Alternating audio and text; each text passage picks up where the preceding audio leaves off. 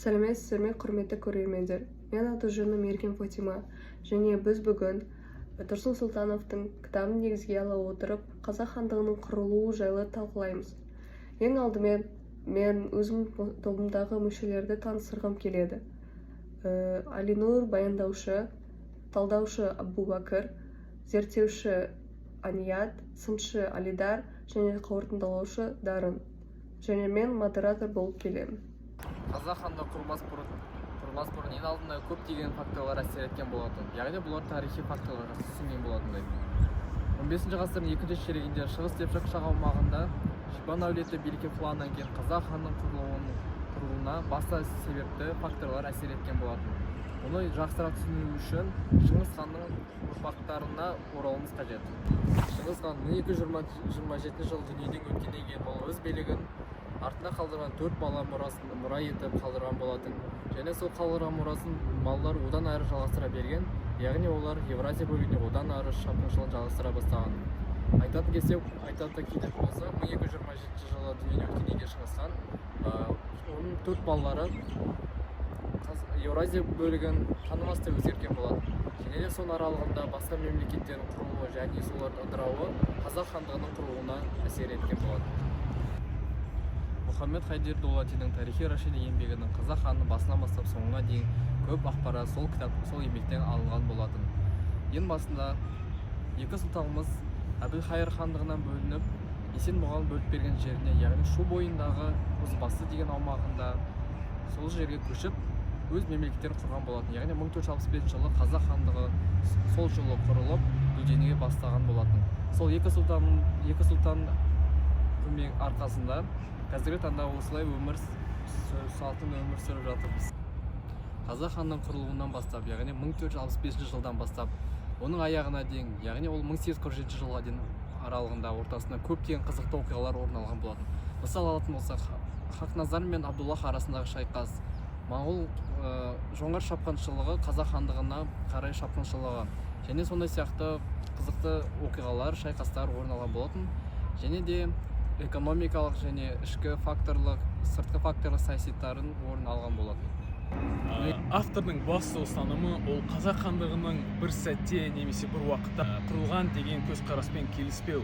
Яғни оның ойынша қазақ хандығының құрылуы ол ұзақ және өте қиын процесс болған. Яғни көптеген тарихшылар 1465-1466 жылдары қазақ хандығы құрылған деп біздің авторымыз Сұлтанов осы ойды жартылай ғана қабылдау керек.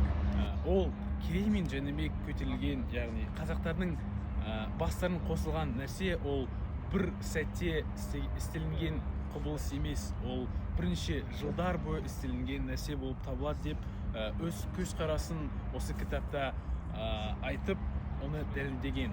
Яғни осы қазақтардың қазақ қаладағы дәлелдеуге тырысады. Сонымен қатар Сұлтанов хандықтың пайда болуына ішкі және сыртқы факторлар әсер етеді.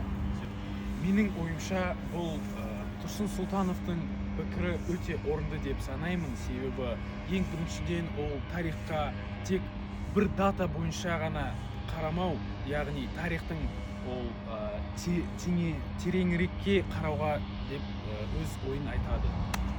Осыған қоса Сұлтановтың айтуынша мемлекетті құру ол бір күндік нәрсе емес, бірнеше жылдар, бірнеше құбылыстар арқылы істейтін нәрсе. Қорытындылай келе, Тұрсын Сұлтановтың ойы бізге қазақ хандығының құрылуы ол оған теңірек және адамның барлық ой қабілетін қосуға мүмкіндік береді. Яғни бұл көзқарас жас ұрпаққа өз тарихын сыни және саналы түрде қарауға үйретеді. Сұлтанов қазақ хандығын тек саяси құрылым ретінде емес, ұлттық бірігу, бас қосу ретінде және де мемлекет пайда болу жағынан бастап, өз кітабында мемлекеттің пайда болуы және де оның мемлекет даму және де мемлекеттік саяси құрылым даму ретінде барлығын жазып шыққан. Бұл тұрғыдан алғанда, ол тек қана хронологиялық тізбек ретінде емес, ұлттық сана мен біліктің көрінісі өте жақсы көрінеді. Басқа ғалымдардың еңбектерімен салыстыратын болсақ, мысал алғанда Қозыбаев және Бекмаханов екеуі өз еңбектерінде қазақ мемлекетінің қалыптасу үдерісін, даму үдерісін және де саяси әлеуметтік топтардың бөлінуін және де қалай бас қосқан барлығын факторларды әкеле жазды. Бірақ Тұрсын Сұлтанов өз еңбегінде ерекше мән бере отыра геосаяси жағдайына және де басқа елдермен бірге олардың қарым-қатынасы өте жақсы көзқарасын білдірген.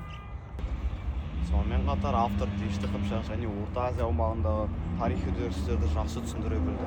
Және де өз кітабында ол жақтағы үдерістерді жақсы баяндап, фактілерді әкеле білді. Соның арқасында сен қазақ мемлекеттілігінің үдерістерін және өзінің ойыңда жақсы сипаттай аласың. Қорыта айтқанда Сұлтановтың зерттеуі тек қана бұрынғы тарихты баяндау емес, қазіргі балаларға ұрпақ ретінде түсіндіру, бай сипаттау және де басқа заттарға ұлттық насихат беру. Ол деген өте құнды еңбек болып саналады. Тұрсын Сұлтановтың қазақ хандығы еңбегінің негізгі идеясы ол қазақ мемлекетінің құрылуы тарихи заңдылық ретінде түсіндіреді. Яғни ол Алтын Орданың ыдырауы және Шыңғыс әулетінің ішкі билікке таласуы нәтижесі екендігін айтады. Автор хандықтың пайда болуын ұзаққа созылған саяси және этникалық процестердің нәтижесі ретінде баяндайды. Керей мен Жәнібек сұлтандарын жаңа мемлекеттің негізін қалаушы тұлғалар ретінде көрсетеді. Және олардың әрекеттері қазақ хандығының бірігуіне жол ашқанын айтады. Сонымен қатар қазақ атауы әлеуметтік мәннен саяси кейін этникалық атауға ие болғанын мемлекеттің қалыптасуының белгісі ретінде қарастырады. Тұрсын Сұлтановтың басты ойы ол қазақ хандығының кездейсоқ құрылған мемлекет емес, ол Еуразия даласындағы тарихи дамудың заңдылығы ретінде дәлелдейді.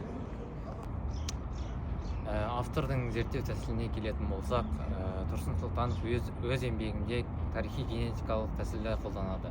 Яғни қазақ хандығы ол Шыңғыс хан империясы және Алтын Орданың заңды жалғасы ретінде қарастырады. Ол тарихи процестердің сабақтастығын дәлелдеп, қазақ мемлекеттілігінің тамырын осы ежелгі мемлекеттерден іздейді. Автор дерек көздерге сыни көзбен қарап, араб және парсы жазбаларын салыстырмалы түрде талдайды. Мұхаммед Хайдар Дулатидің тарихи Рашиди еңбегіндегі деректерді нақтылап және хронологиялық дәлелге ерекше мән береді. Сонымен қатар ол саяси тарихпен ғана шектелмей, әлеуметтік құрылым, этногенез және мәдени аспектілерді де кешенді түрде зерттейді. Ғалымның ең басты еңбектерінің бірі қазақ хандығы туралы кітап. Яғни ол кітапта не айтылады? Ол кітапта 15 ғасырда Керей мен Жәнібек Әбілқайыр хандығынан бөлініп шығып, өздері қазақ хандығы дербес мемлекет құрғаны, оның ішкі сыртқы саясаты, көршілермен қарым-қатынасы және хандық жүйе туралы айтып бізге жақсылап талқыланып кеткен. Және де ол кітапта бізде қазақ хандығын Ақ Орда және Алтын Орда дәстүрлерімен байланыстырып, ол Ақ Орда мен Алтын Ордаға байланысы бар екенін дәлелдеп береді. Бұл еңбектің басты ерекшеліктерінің бірі, бұл кітапта тек дата тізбектеліп, кәдімгі тарихи жолмен ғана жазылмайды, сонымен қатар халыққа бізге қазақ мемлекетін, оның мәдениеті арқылы, оның дәстүрі туралы танитындай айтып кеткен. Сол үшін бұл еңбек қазақ халқы үшін өте маңызды болып табылады. Сонымен қатар қорытындыға келе Қазақстан тарихын терең әрі ғылыми түрде зерттеген тұлғалардың бірі тарих ғылымының докторы және аса ірі белгілі тұлға Тұрсын Сұлтанов.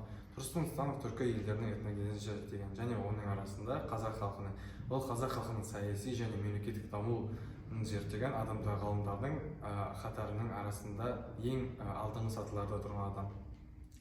Ол кісінің еңбектері тек қана тарихты ғана емес, және тарихи процестердің мәнін түсінуге және халыққа негізгі идеясын түсіндіруге ой қалыптастырады. Сұрақ қоюды бастайық. Ең бірінші сұрақ ол Фатимаға. Фатима, менің сұрағым, сен бұл кітапты оқыған кезде қандай сезім, қандай әсер алдың? Маған осы кітап өте ерекше сезім қалдырды. Себебі біріншіден біздің ата-бабаларымыз халқымыз үшін, халқымыздың жағдайын ойлап, бірлік үшін түрлі соғыстарға барған және күрескен. Және осы үшін менде мақтаныш сезімін тудырады. Ал екіншіден, осы кітап маған ары қарай жаңа тарихи зерттеулерді оқуға жол ашты. Яғни менің қызығушылығым пайда болды, және мен осындай жаңа деректерді тереңірек оқуға деген қызығушылығым пайда болды. Менің қояр сұрағым Абубакирге қандай ең қызықты мәлімет білдің? Қандай ең қызықты мәліметтер білдің? Мен білген ең қызықты мәлімет ол қазақ хандығының нақты құрылу жылының анықталу тарихы болды. Мектепте бізге әдетте 1465 жыл деп үйреткен, бірақ Тұрсын Сұлтанов дереккөздерді терең талдап, ол дереккөздердің қате екенін дәлелдейді. Оның дәлелдері бойынша хандық 1470-1471 жылдар шамасында құрылған. Яғни біздің мемлекеттілігіміз біз ойлағаннан да басқаша. Ал енді мен Айдарға қойғым келетін сұрақ ол қазақ хандығы тарихында ең маңызды кезең қайсы болды? Жалпы айтқанда біздің қазақ еліміздегі әрбір оқиға, әрбір период ол өте маңызды болған, және де бүгінгі Қазақстанға үлкен әсер берілген, және өзгерістер берілген, бірақ менің ойымша ол қазақ еліміздің ең сондай маңызды уақыт ол біздің барлық қазақтардың бастарын қосу, яғни Керей мен Жәнібек ол кезеңі деп ойлаймын. Менің сұрағым Аниятқа қойылады. Осы кітап сенің ой қабілетін, ойыңды өзгертті ме? Бұл кітап менің ойымды жақсы тұрғыда өзгерте алды. Себебі бұған дейін мен бұндай әсерлі тарих бойынша кітаптар оқыған емеспін. Оқығанда 1-2 кітап оқыдым, бірақ Тұрсын Сұлтанов еңбегін бірінші рет оқып тұрмын. Сондықтан маған өте қызық болды. Тұрсын Сұлтанов тек қана тарихи мәліметтерді, фактілерді жазған жоқ, ол деген геолокация және де әртүрлі нелер арқылы әртүрлі геолокация және де әртүрлі мәліметтерді әкеле тарихи жинақ жасап берді. Мен келесі қоятын сұрағым Дарынға. Бұл кітапты оқу себебің неде? Менің бұл кітапты оқудағы басты себебімнің бірі ол Қазақстан тарих пәнінен бізге талап қойылды, бір тарихшының кітабын алып, соны соңына дейін оқып шығу деген. Мен бұл тарихшы ретінде Тұрсын Сұлтанов және оның кітабы Қазақ хандығы кітабын таңдадым. Бұл тарихшыны таңдаған себептердің бірі өйткені Тұрсын Сұлтанов бізде аса ірі тарих ғылымдарының докторы және өз саласын жақсы меңгерген кісі болып табылады. Ал Қазақ хандығы кітабын таңдауымның себебі мен өз қазақ халқының тарихын жақсырақ білгім келді және оны Тұрсын Сұлтанов жаңа қырынан көрсетіп кеткен. Мысалы, Тұрсын Сұлтанов айтады, қазақ хандығы 1465 жылы емес, қазақ хандығы 1470-71 жылдары құрылды деп айтады.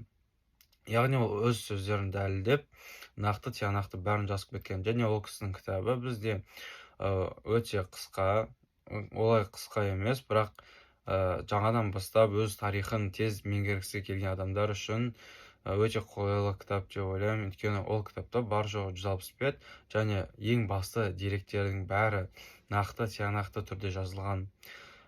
Сол себептер үшін мен Тұрсын Сұлтановтың Қазақ хандығы кітабын оқуға кеңес беремін және оқыдым. Мен өзімнің сұрағымды Алинұрға қойғым келеді. Сенің автор туралы ойларың қандай?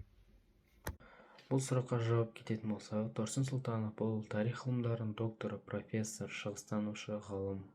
Ол қазақ және орта азиялық мемлекеттердің саяси әлеуметтік тарихын зерттеумен айналысып, осы бағытта бірқатар маңызды еңбектер жариялаған болатын.